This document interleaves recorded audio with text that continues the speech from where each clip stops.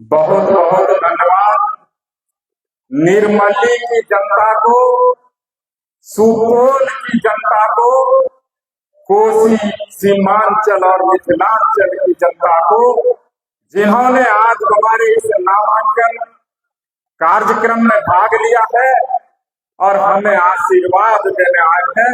आप सभी को मैं हृदय की गहराई से अभिनंदन करता हूँ, वंदन करता हूँ, आपका आभार प्रकट करता हूँ। साथियों, निर्मली में आज जो सभा का आयोजन हुआ और जो भीड़ दिख रही थी, युवाओं का जोश दिख रहा था, लग रहा था कोई इनकलाब आ गया है, कोई तरंग फैल गई है, कोई तूफान आ गया है, बदलाव का तूफान आ गया। साथियों, ये युवाओं की ताकत है, युवाओं का हुजूम उमड़ गया इस निर्मली की धरती पर। जैसे लग रहा था ये निर्मली की धरती प्यासी थी, निर्मली के लोगों की आंख का पानी सूख गया था, प्यासी हो गई थी, क्योंकि निर्मली को जो चाहिए था वह नहीं मिल रहा था। घिसी पिटी वही बात थी। पिछले 20 साल से एक ही आदमी एक ही तरीके से निर्मली को जोत रहा है।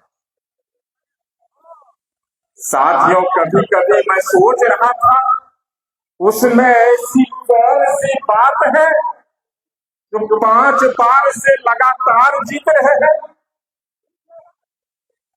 बहुत चिंतन करने के बाद हमें समझ में आया, हमें तो आदत लग गई थी।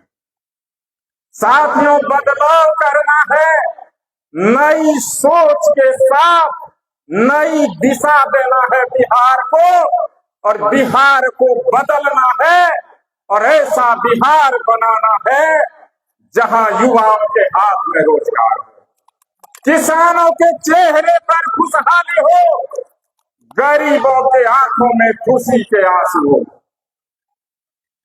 साथियों, इस दिन के लिए यह निर्मली तरस रहा था, इस भीड़ से हमें भी अंदाजा मिला।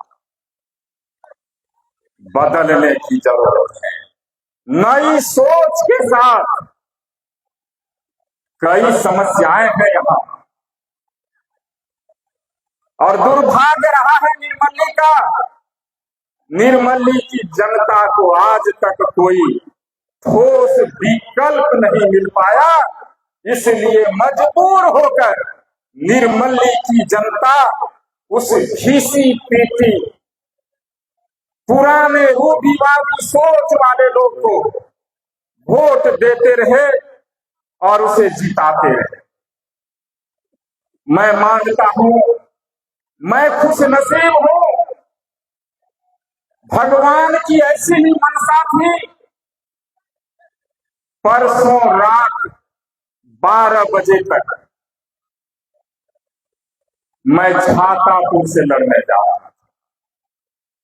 कल चर्चा हुई, बैजनाथ बाबू आपको निर्मली लड़ना पड़ेगा, और 12 बजे रात में माननीय तेजस्वी जी ने हमें निर्मली भेज दिया।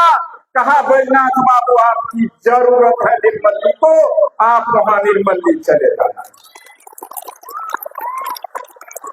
साथियों, हम कोसी की कछार में रहते हैं, समस्याएं अनगिनत है।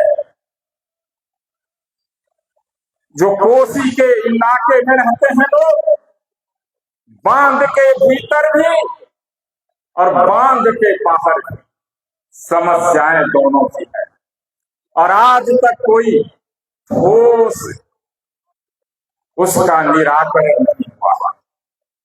बांध के बगल में जो लोग रहते हैं, 1 किलोमीटर तक साल में 9 महीने पानी रहता है, जबसी रहता है सीपेज के कारण। और लाखों एकड़ खेत यहां से कोसी जहां तक जाती है, खेती लायक नहीं रहती है। क्या किसी ने सोचा है इसका क्या निराकरण है? वो किसान जिसका घर जमीन कोसी के बांध के बगल में है, 1 किलोमीटर के अंदर में है, उसकी क्या दशा है? साथियों, इसके उपाय है चैनल बना दिया जाए, पक्का चैनल 200-250 मीटर का, 10 फीट 15 फीट गहरा प्लास्टर रहेगा सीमेंटेड, एक बूंद पानी उधर नहीं जाएगा। और कोसी के बांध के आसपास जो लोग रहते हैं वो शान से खेती अपना कर पाएंगे, खुशहाल हो जाएंगे। ये करने की जरूरत है। लेकिन ये जो बिहार की सरकार है, यहाँ के विधायक हैं, उनको लग रहा है हम तो जीत ही रहे हैं, उनकी सोच वहां तक नहीं जाती है।